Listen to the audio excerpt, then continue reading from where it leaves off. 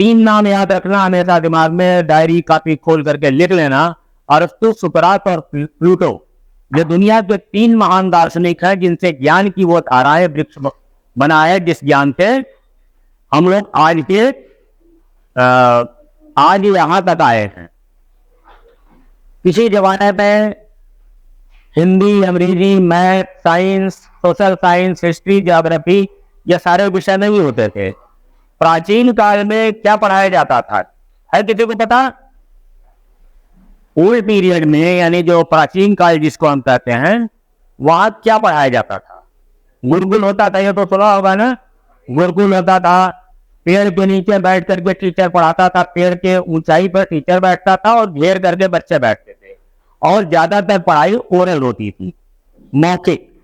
और मौखिक ही वो देता था, और क्योंकि उस समय लिखावट का प्रचलन नहीं था, लिपि का आविष्कार नहीं था। बहुत बाद में जब लिपि का आविष्कार हुआ तो भोजपत्र पे, भोजपत्र समझते हो ना, जो पेड़ टाइप पत्ते पर जो मजबूत होता है, उस पर कालिक वगैरह से इंक बनाई जाती थी और लकड़ी को छील करके पेन बनाई जाती थी।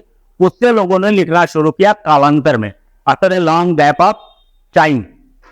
When we will talk about which you can see that ये हमारे पूर्वज हैं, ये हमारे पूर्वज हैं। तो जो बात हमने लिखी तो मैं नीचे सोशल सोशल एनिमल, यानी मनुष्य एक सामाजिक प्राणी है, प्राणी नॉट पशु। अगर हम तुम लोगों को कह दें कि यू आर एन एनिमल, एकदम गुस्सा है कि क्या कह रहे हैं सर, तो हम लोग जानवर कह रहे हैं, एक तरह से गाली दे रहे हैं। But in fact we are animals, but we are social animal. What is the difference between an animal and a human being? क्या फर्क है दोनों में? कुत्ते में, गाय में, भैंस में, गधे में और हमारे में, हम लोगों में अंतर किस बात का है? सोचना, समझना, और ये तीनों चीजें किससे कवर होती हैं? इन तीनों चीजों का कंट्रोलर कौन होता है? माइंड। हम लोगों में अंतर केवल माइंड का है, मस्तिष्क का। हमारे पास सोचने समझने वाला एक दिमाग है, और इस दिमाग की जब हम बात करेंगे तो ये हमारा मनुष्य का रूप था, इसके वो बन जाएगा ना।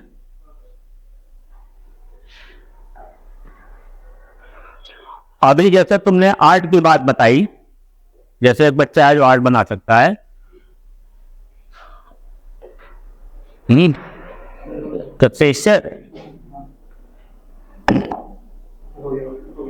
कलर लेना। अब जब कोई इंसान बनाएंगे तो गोला गोला सा होगा, देखो कुछ इस तरह का होगा ना। चेहरा अगर हम बनाएंगे तो ये आंखें होंगी, या नाक होगा, ये होगा ना। और इसको हम अगर साइड से बनाएंगे तो आदमी कैसा होगा?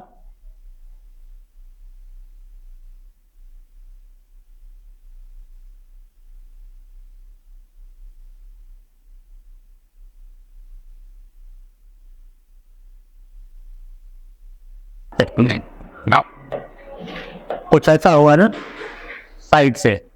अगर हम एक मनुष्य को बना रहे, इसमें फर्क क्या दिख रहा है तुम्हें? इस खोपड़ी में ये जो बनी है, इसमें हम दो चीजें मार्क कर रहे हैं, और यहां में वो दो चीजें देखो, ये और ये। कुछ डिफरेंस दिख रहा है? क्या दिख रहा है? तो सोचो जरा, सोचो, ये कोई ज्ञान की बात नहीं है, ये कॉमन सेंस की बात है। क्या दिख रहा है हमें?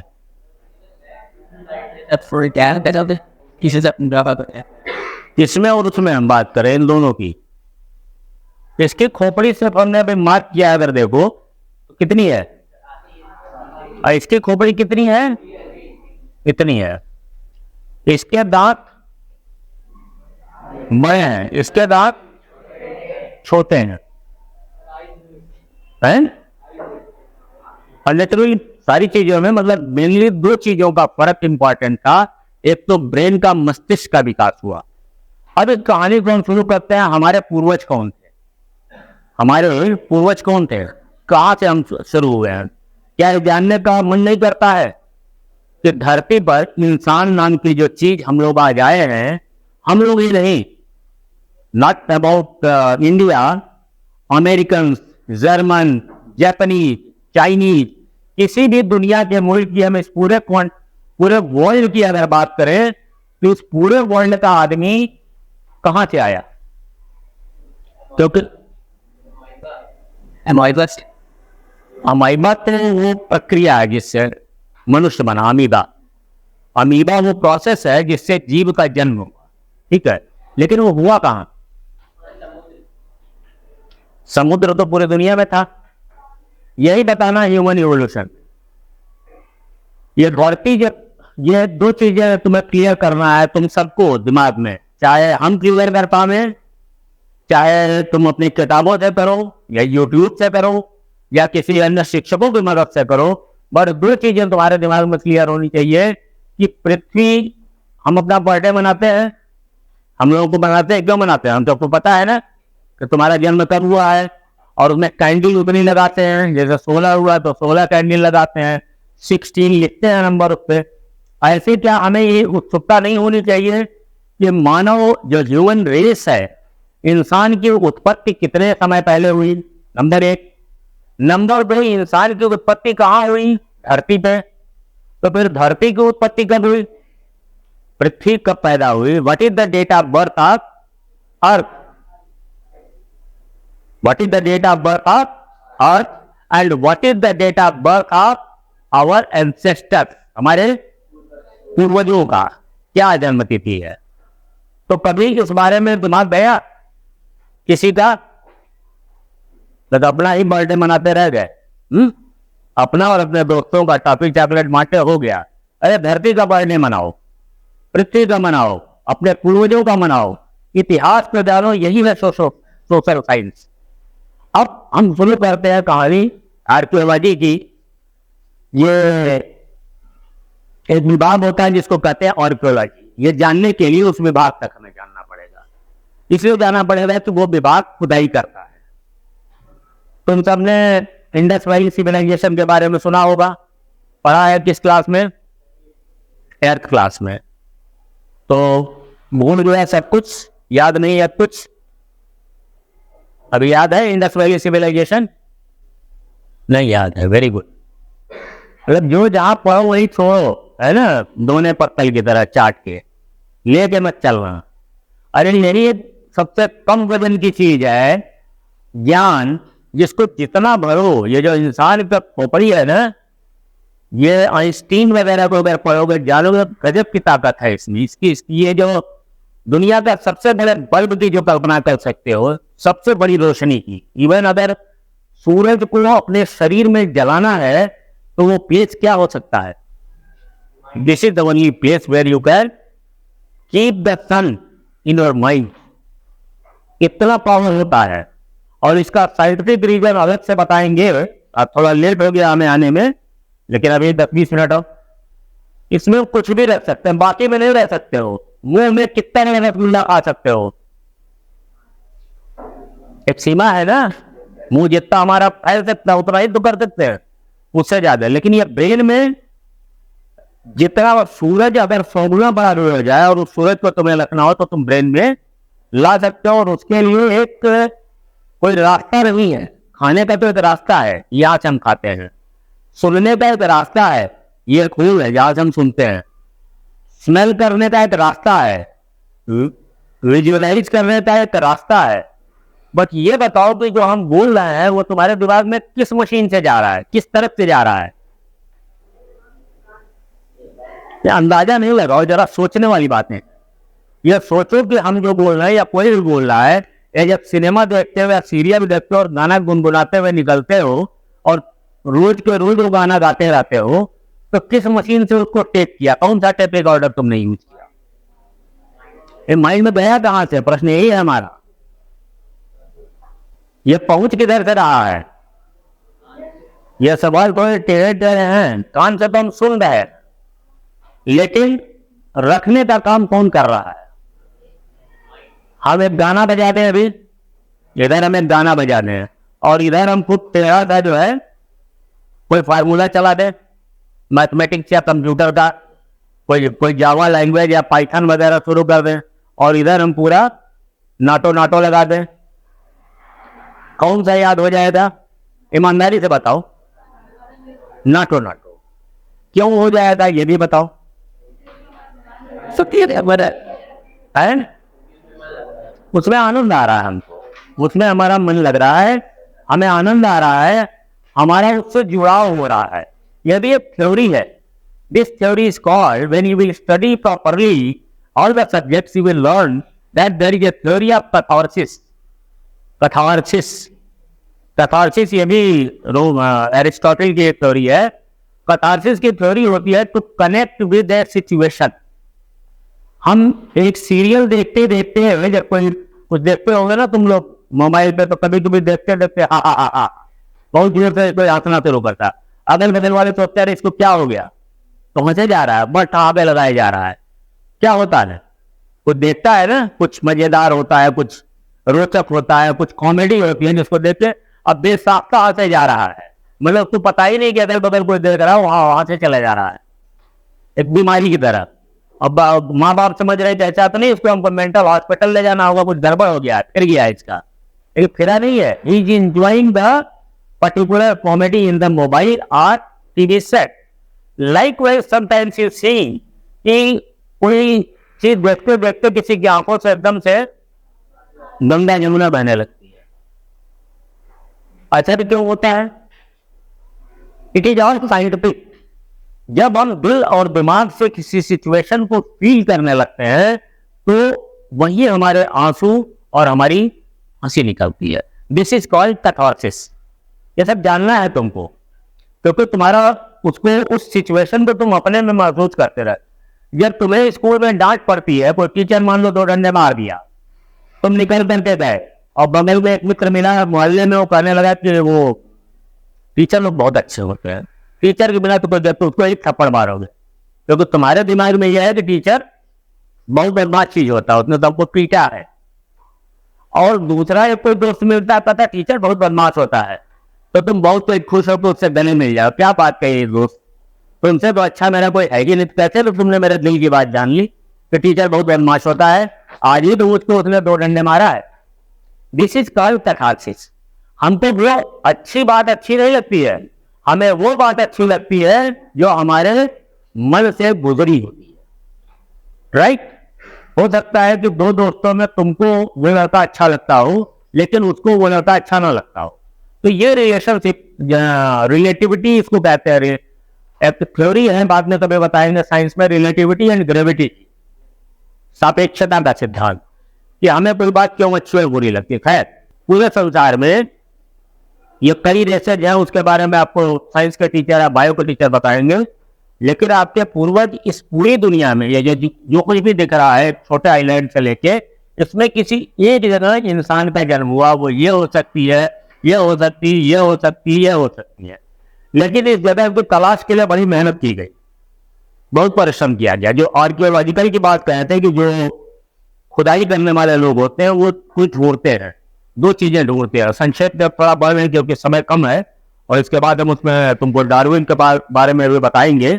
और एक कहानी से बात शुरू करते हैं, ह्यूमन इवोल्यूशन की। कहानी है 1959 की, 1959 में यह हमारे पूर्वजों का पता लगा। कैसे पता लगा? कि एक हस्बैंड वाइफ थे, उसका नाम था मेरी और लुइस लिकी। यह घटना बहुत इंपॉर्टेंट इसलिए है कि इसी ने दुनिया को पूर्वजों का ज्ञान दिया।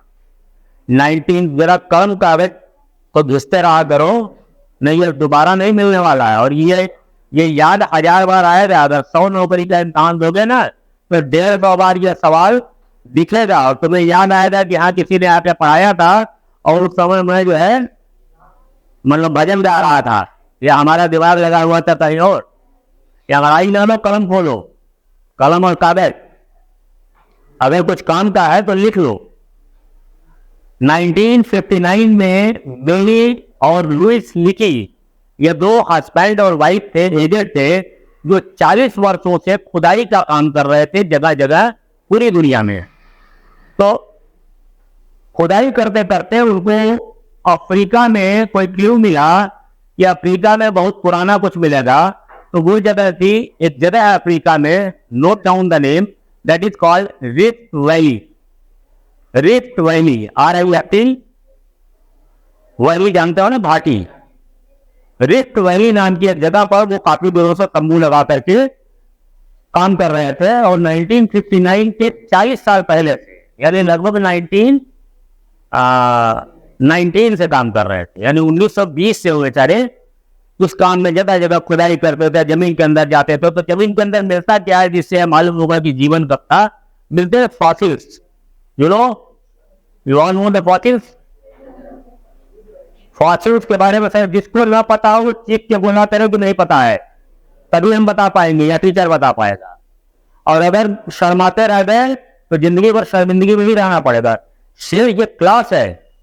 क्लास का मतलब यह है कि टीचर इसलिए आता है कि तुम्हें जो नहीं आता है तुमको बताएगा, और तुम्हारे लिए कर्तव्य है कि तुम्हें जो नहीं आता है तुम सीख सीख करके पूछो। और बहादुर मत बनो कि हमें आता है, हम ये कि बताएंगे। मेरी और लुइस लिकी ये काम कर रहे थे 40 साल से, और 1959 में एक दिन यह हुआ कि उसकी तबीयत खराब हो गई। किसके? वाइफ का नाम था मेरी और लुइस लिकी वाज द हस्बैंड। तो लुइस लिकी यानी जो हस्बैंड था उसके सर में दर्द था, हेडेक था, तो उसने कहा आज मैं नहीं जाऊंगा। तो मेरी अकेले गाड़ी लेकर के गई, जो खुदाई का काम चल रहा था उसको करी। और शाम को जब आई तो चिल्लाते हुए आई, मिल गया मिल गया मिल गया।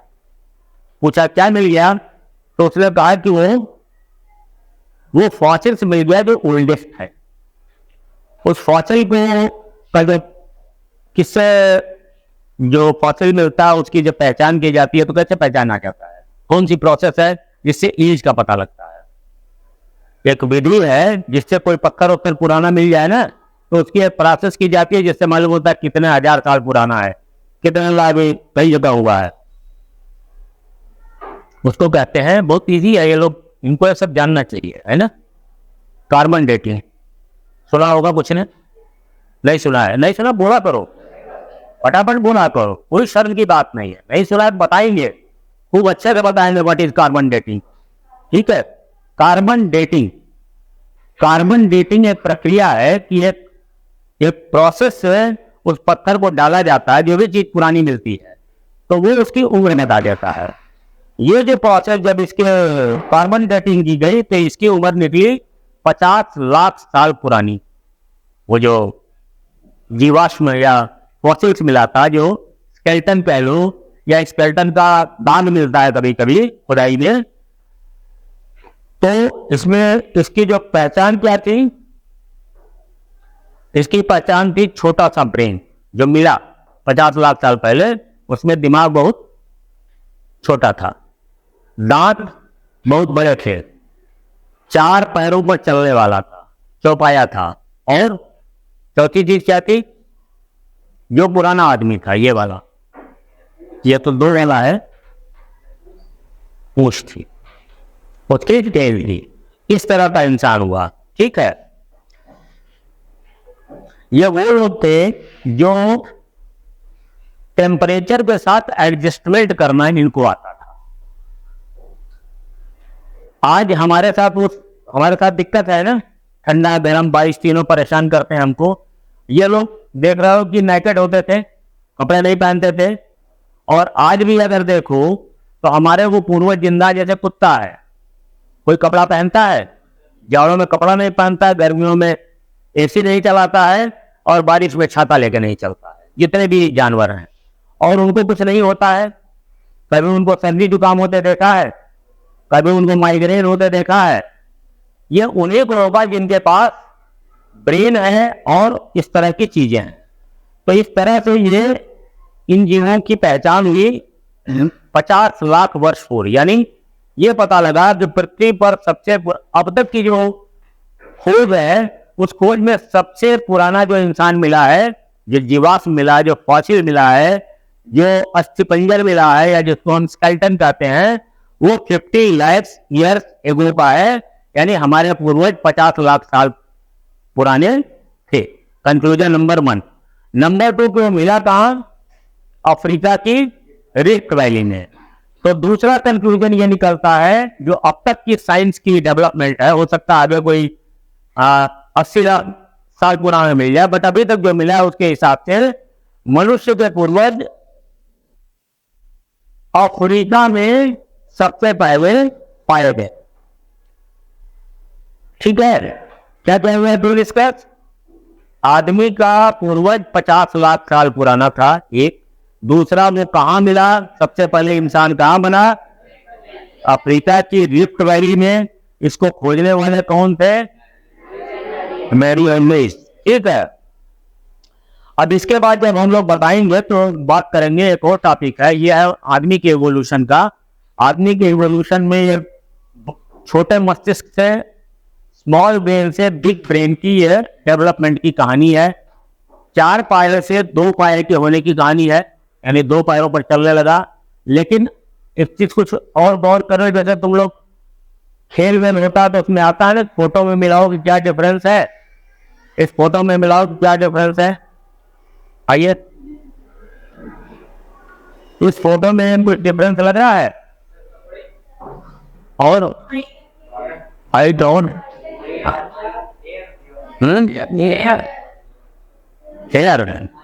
और खूब लगाओ दिमाग। कोई खास चीज है इसमें जो कि उसको आदमी बनाती है? नहीं, दिमाग की बात तो हम लोग कर चुके हैं, दिमाग की कर चुके हैं, पूंछ को गायब कर चुके हैं, राइट।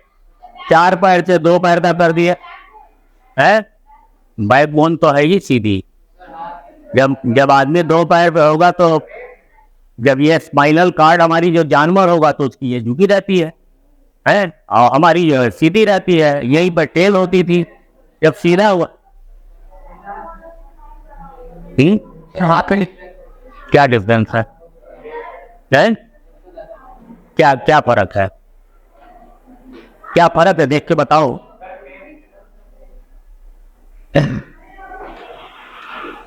नहीं, क्या फर्क है वो फर्क बताओ हमें। इन्होंने कहा हाथ में कुछ फर्क है, क्या फर्क है वो कोई बताओ।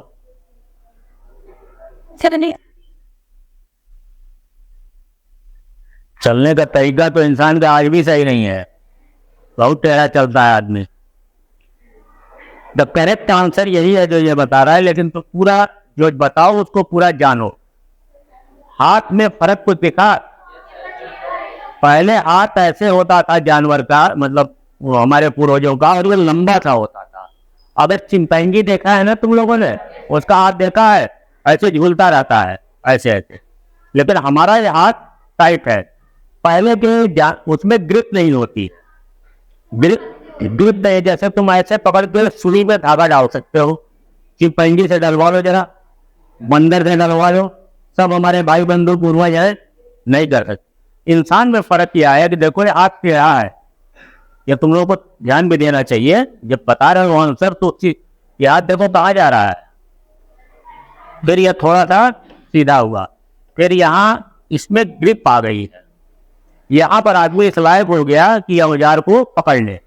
उसके बाद ये दोनों हाथ में पकड़ के, और यहाँ देखो ये हाथ लटका है, थोड़ा घूमा हुआ है ऐसे, है ये हाथ मुट्ठी बंधी हुई है।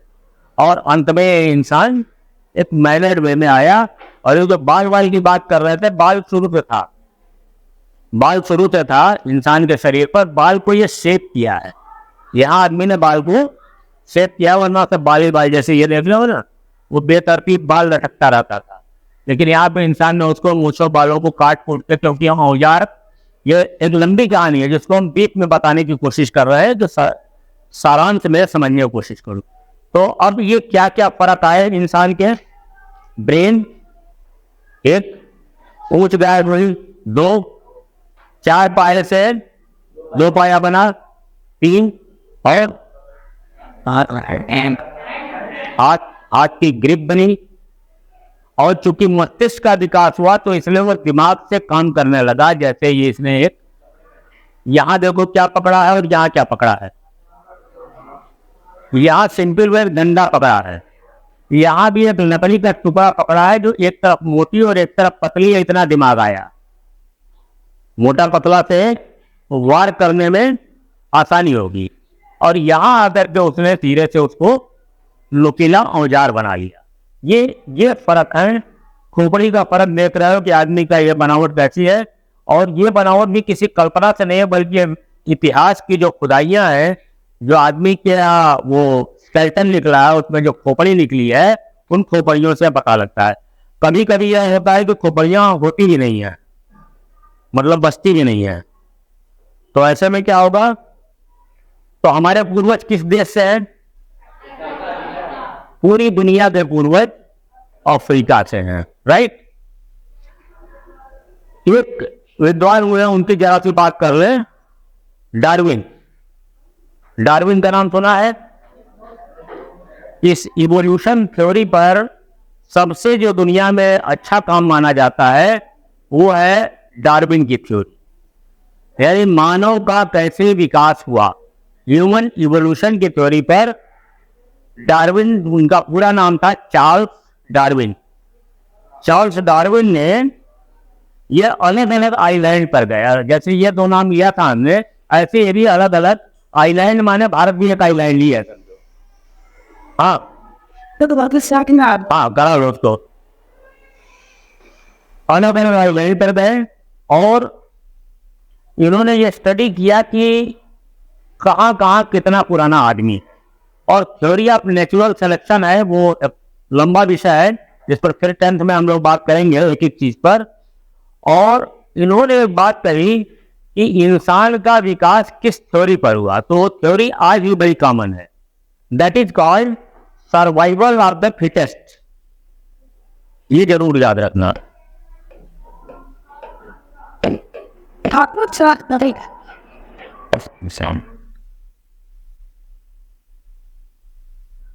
ऑफ द फिटेस्ट, ये है डार्विन की थ्योरी है। ये पूछा भी जाता है अक्सर, survival of the fittest. Survival का मतलब क्या होता है? सर्वाइव करना, मतलब कायम रहना, ठीक है। और फिटेस्ट माने जो सबसे फिट है, फिट है, जो ताकतवर है वो जिएगा। इसका मतलब है कि जो ताकतवर है वो जिएगा। प्राचीन काल में यही नियम चलता था। प्राचीन काल में, यानी आज की तारीख में क्या है, ऐसा नहीं है। पहले दो व्यक्ति होते थे, दो झुंड होते थे, हंटर होते थे, लोग जंगली होते थे, आपस में संघर्ष करते थे। और संघर्ष करने के बाद जो फिट होता था, यानी जो ताकतवर होता था, वो सर्वाइव करता था, और जो कमजोर होता था वो मारा जाता था। एक चीज और छूट गई तो बता दें कि बड़े दांत का उपयोग क्या था पहले। कुदरत का भी कमाल देखो कि इंसान को जब बड़े दांत दिए तो वो भी जानवर की तरह शिकार करता था, क्योंकि कुछ था नहीं। तो लंबे लंबे जैसे दांत होते हैं ना, तो उसी तो फाड़ फाड़ के खाता था। बहुत बाद में उसने खाना वाना सीखा। और वो हमारे पूर्वज थे, वो हमारे भी पूर्वज थे। शाकाहार और मांसाहार की बात किसी धर्म से नहीं संबंधित है। जब जब कुछ नहीं मिलता था तो सभी लोग मांस खाते थे। जब जीव जंतु जानवर कम पड़ गए तो लोग भूख तो लगी तो फल तरह के खाने लगे, या कुछ एरिया में फल ही मिलते थे तो लोग फल खाने लगे, तो हो गए शाकाहारी। और जहाँ जानवर खूब मिलते थे वो लोग हो गए मांसाहारी। It has no concern with any of the religion. And if we go back on the history and on our ancestors and origin of ancestors, और हम बात करें कि अगर केवल अफ्रीका में ही हमारे पूर्वज पैदा हुए थे 50 लाख साल पहले, तो फिर वो सारी बातें गलत है कि ये धर्म है, वो धर्म है, ये धर्म। बाद में लोगों ने अपने अपने रीति रिवाज बना लिए। कोई हिंदू बना, कोई मुस्लिम बना, कोई सिख बना, कोई ईसाई बना। अपने अपने तरीके से लोगों ने अपने अपने जीवन की पद्धति और पूजा पद्धति बना ली। तुम्हें शायद पता नहीं हो दो चीजें। एक सेकंड थ्योरी भी आई, एनिमल्स का कुछ यूजफुल मॉडिफिकेशन होता है। यूजफुल माने काम वाला। ऐसा शरीर में, जैसे ये यूजफुल मॉडिफिकेशन है, ये हाथ ऐसा बन गया कि साथ में यह औजार पकड़ा जाए। ये सारी थ्योरीज है। यूजफुल मॉडिफिकेशन यानी उपयोगी संशोधन शरीर में। दांत बड़े से छोटा हुआ क्योंकि आदमी चीजों को पका के खाने लगा। पहले क्या था कि आदमी भी जैसे आजकल कुत्ते कुत्ते नोच के खाते हैं ना, वैसे हमारे पूर्वज लोग भी सीधे दांत लगाते थे बकरे में और बकरे को फाड़ करके खाते थे। आज भी देखो तो नेचुरली गांव में मूली जो है, गांव में कैसे खाता है आदमी, मूली गाजर खा जाता है, और शहर वाला पैसे खाता है काट काट के छोटा छोटा बना दे, ऐसे रखे हुए जैसे वो कोई पेस्ट डाल रहा है। तो प्राचीन आदमी हर चीज को नेचुरल वे में खाता था। तो मैं ये भी जानकर के आश्चर्य होगा कि पहले जो जिराफ की गर्दन बहुत ऊंची होती है ना, पहले कैसी थी, बहुत छोटी थी। और सांप कैसा होता था पहले, बड़ा होता था, और आदमी की तरह चलता भी था। नहीं बताओ क्या बता रहे, डरो नहीं, बताओ गलत हो वो भी हमें पता है। क्या जानकारी है तुम लोगों को? सांप चलता था, सांप के पैर होते थे, सांप के पहले पैर होते थे। यही सब तो जानना है तुमको रहस्य। जैसे इंसान की पूंछ होती थी, इंसान के 4 मुंह होते थे, चौपाया होता था, वैसे ही सांप के भी पैर होते थे। समय के साथ सांप के पैर खत्म हो गए। जो लेमार के तौर थिंकर है, नाम इसलिए केवल अभी इतना समझ में नहीं आया था, थोड़ी बड़ी बड़ी बातें हैं, समझ में आएगा धीरे धीरे, लेकिन जो समझ आ जाएगा। जैसे हमने डार्विन की बात की, तो डार्विन के बाद एक और थ्योरी आई, डार्विन की थ्योरी को डार्विन थ्योरी ऑफ डार्विन कहते हैं। और इसके बाद एक लेमार का है, उन्होंने थ्योरी दी, बहुत सी चीजें उसमें ऐड की, तो इसको कहते हैं एक्वायर्ड कैरेक्टर। एक्वायर्ड कैरेक्टर माने पीढ़ियों से जो चीजें हमारे पास आ रही, जैसे हमारे 2 हाथ 2 पैर इसलिए है कि हम, जिसको जेनेटिक्स कहते हैं, जेनेटिक्स तो जानते होंगे, बायो में पढ़ाया जाता होगा। ये इंसान के विकास की कहानी है, जिसको ह्यूमन इवोल्यूशन के नाम से जानते हैं। एक और थ्योरी इसी तरह से तुम्हारे लिए रहस्यमय है, ये हम टेस्टिंग भी कर रहे हैं, उत्कर्ष जी हमारे साथ है, ये देखने के लिए कि तुम लोगों की क्या क्या चीजें, what are the blank portions of your education which has to be filled by the various subject teachers of your class in class 10।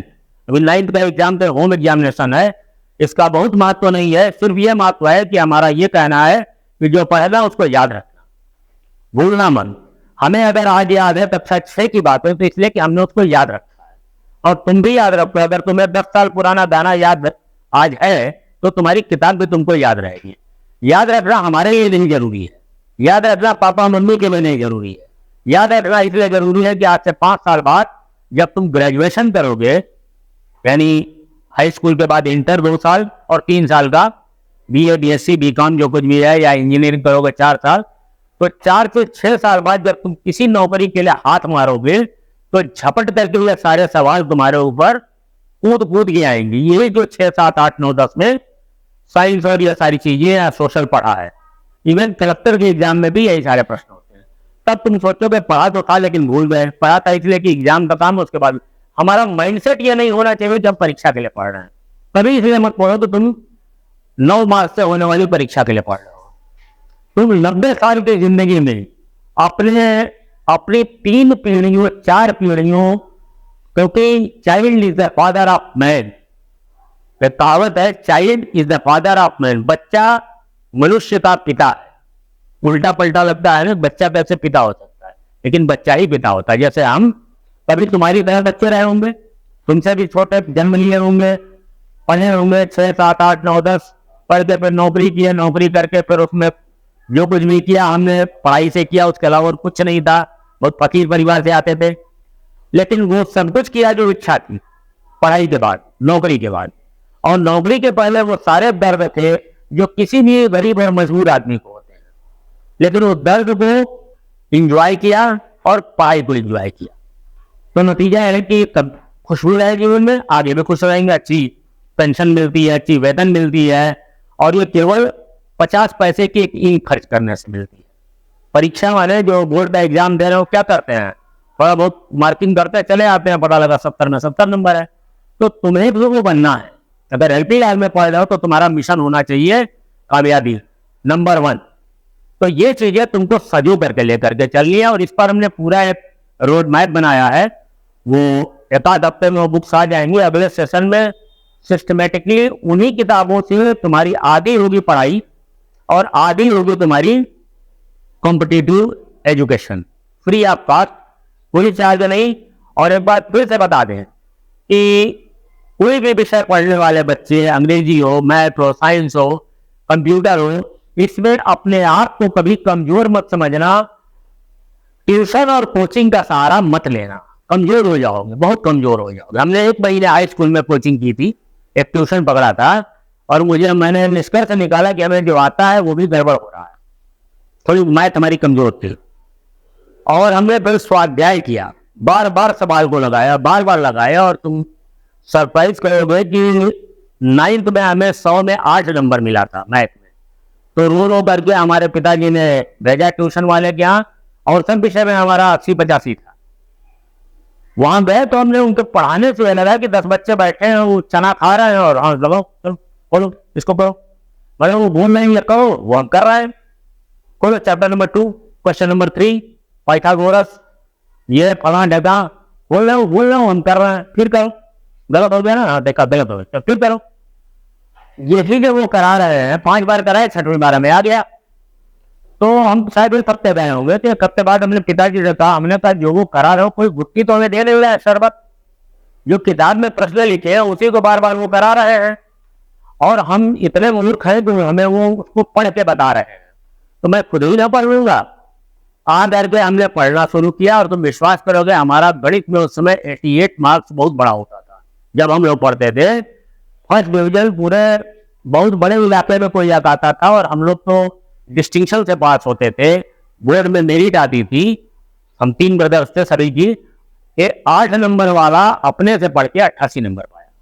तो ये कॉन्फिडेंस अपने अंदर पैदा करो कि हम किसी ट्यूशनिया के आ जाओगे तो आधा दिमाग खराब होगा तुम्हारा, दोस्त मिलेंगे, 4 बातें होंगी, ट्यूशन के कमरे में तो बातें नहीं होंगी, लेकिन बाहर जब निकलोगे तो क्या होगा, ऐसा तो नहीं है। दोस्तों से बात करो, और दोस्त तुमको भजन तो सुनाएगा नहीं, कोई उल्टी पलटी बातें करेगा, और भाई क्रिकेट मैच का क्या हाल है, कौन सा सीरियल देखे, नई फिल्म कौन सी आई है, वो वाला गाना बड़ा जोरदार है।